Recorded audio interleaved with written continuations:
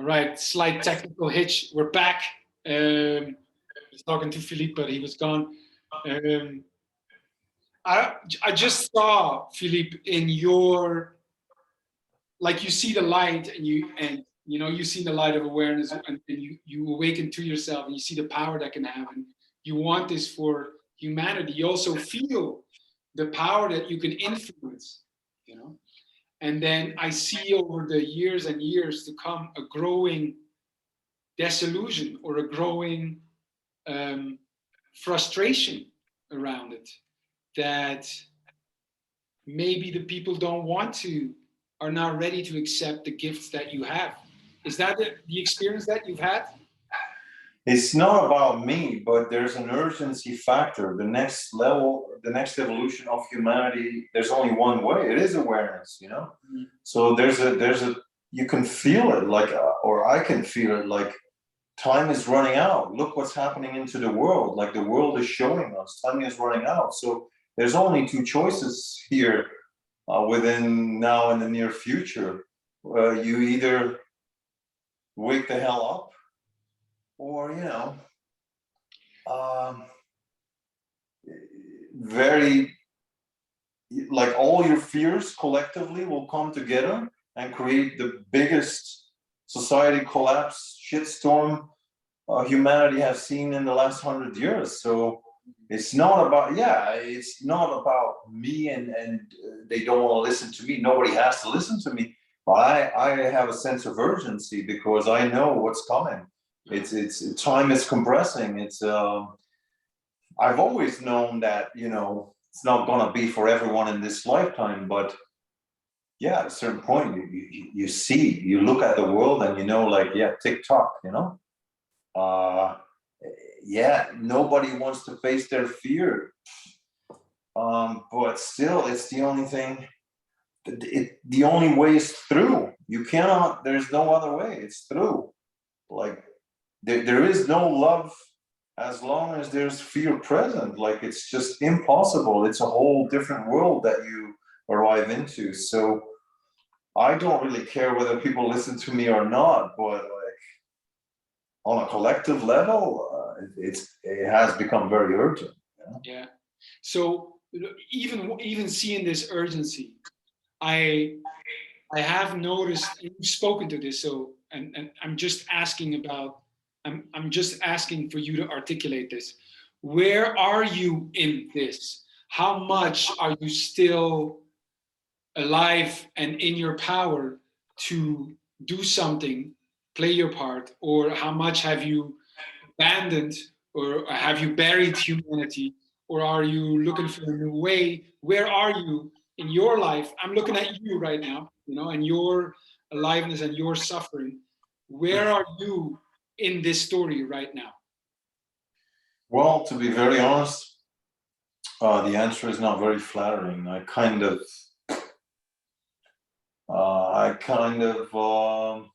let go of the whole thing because I think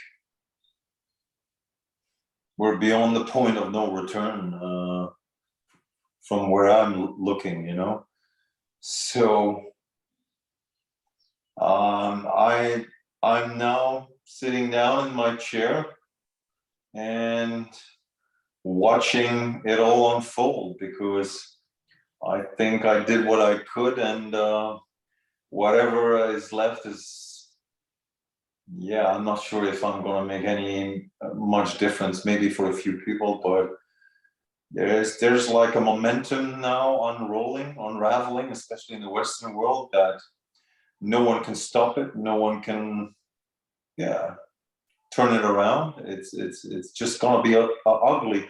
All the individual fears of people, all the undigested stuff will create, and has already created,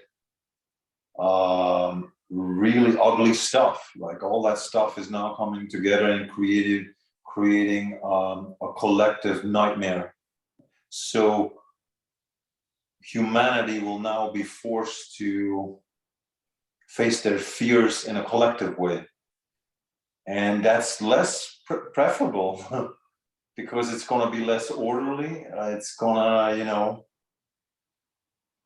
not everyone is gonna survive that kind of mass creation, you know. So I kind of now sit back and say, okay, let's see what's gonna happen. Well, I know what's gonna happen, but let's see how it's gonna all come out and express itself, you know. And we're in that process now. It started with the beginning of COVID, you know. So I kind of, yeah, it's one of the reasons why we talk. Also, like, you haven't given up, which I have a lot of respect and admiration for, because yeah, you're incredible in your enthusiasm and your positivity. And I've always been a realist, you know. I wish I was an optimist, but if I'm really honest, I'm not. But I'm glad I know people like you, which are optimists and still can give me that belief, like, yeah, what, you know, we can still turn some of this around. We can still do something. But me personally, yeah, I've given up is a big word, but it's a bit, yeah. Yes. I Yeah. kind of, yeah. I practice optimism. I wouldn't say I'm an optimist, but I practice optimism. It's my only way. But yes, yeah, I see I was gonna send a call in, but what do you see then for yourself as you're there, sitting in your chair, watching it unfold? I'm almost seeing the end of Fight Club, you know, with the buildings coming down. What do you see for yourself for the second half of your life?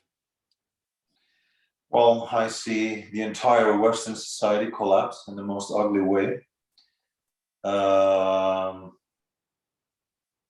And I will watch that with, on the one hand, disgust, and on the other hand, fascination. Like, how is the collective is going to destroy itself? So some people will call that the end of the world, but I don't see the world and society as the same thing. Society is a human creation. The world is something entirely different. So for me, it's not the end of the world, but yeah, like, I've always felt like in my lifetime, I will watch societies burn in my lifetime. And yeah, so I'm gonna watch the spectacle of that. That's what I'm prepared. I'm prepared for that also, like, in many ways. But no one is, of course, 100% prepared. But I'm as prepared as you can be. So I'm gonna watch the biggest shit show of the last 100 years.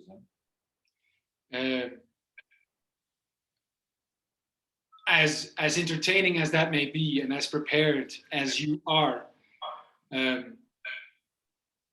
do you? What? Let me ask it this way: do you have any ambitions around what you want to do, or would want to create, if anything? Well, yeah, I would like to create like a mini society of aware, where, you know, like, where the people that are either ready or they have the willingness, the courage to move forward, to create our own, let's say, mini society, outside of these old structures, and you know, outside of this mass creation of fear. Yeah, like, I'm willing to be a component of that, you know.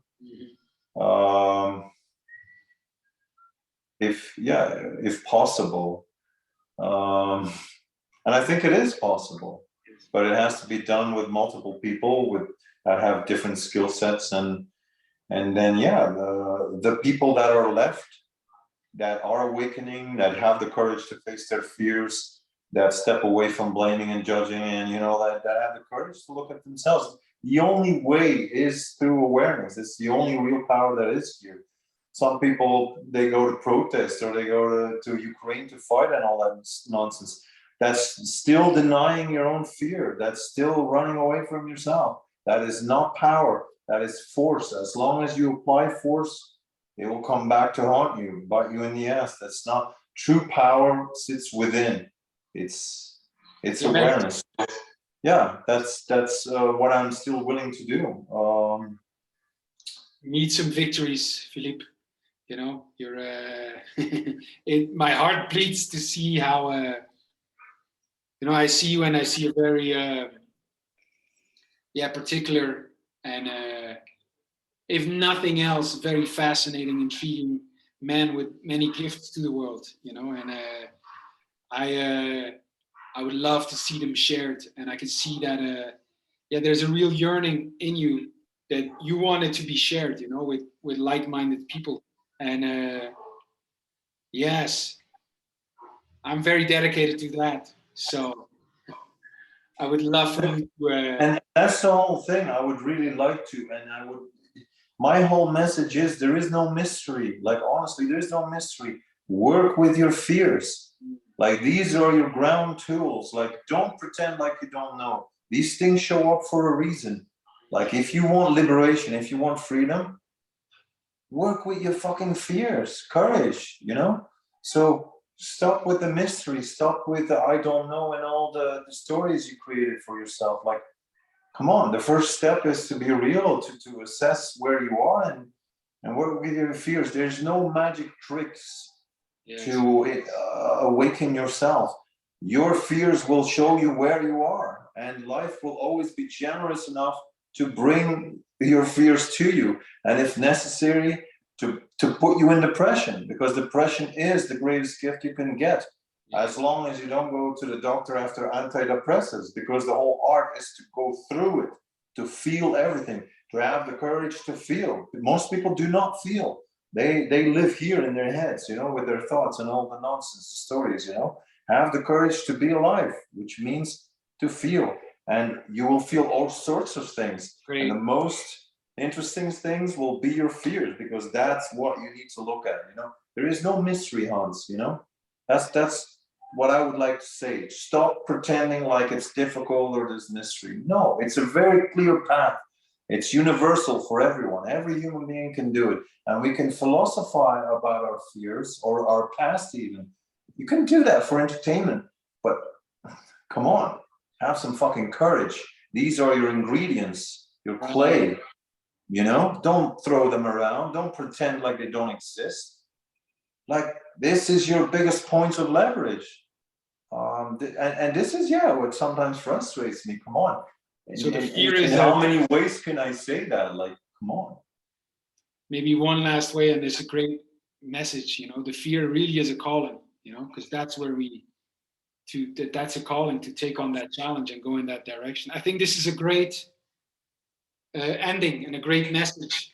There are many things between you and I would like to talk about, you know, but keeping the viewer here in mind, I think this is a great message. You know, your fear, watch your fear, because that's where the opportunity, the calling is, and your next challenge, your growth and your awareness. So if you're watching the recording, underneath, write us, what is your number one fear that you need to be addressing right now? And if you're thinking, I don't have any fears right now, that's part of it. Exactly. You got it, Hans. You got it. You know. So yeah. Thank you very much for this interview. I really enjoyed it. You're still an amazing conversationalist. So I really enjoyed it. It's a great like thank God for people like you that keep it going, you know, like that keep on, like that's what it means in these times to be a warrior, you know. That's what it means. Men that are still defending humanity and doing everything they can. Like that's the definition of a warrior, you know? Well, and you're a rare breed, and I'm very grateful to know you. I believe more that you're the one, Filip. We're coming back for you. You're the one, and we need you. We need you. So it's been a pleasure, and I think this is a great format. If anyone has any questions or wants to be put in contact with Filip, he's my close network, so you can ask me, and I will put you in contact with him, because he does work with people, and he may have some offers for you. Or if you just want to be in contact with him, talk to me and I'll put you in contact with him. Sounds good, Filip? Sounds great, man. All right. We'll talk soon. Thank you very much. Bye bye, Hans.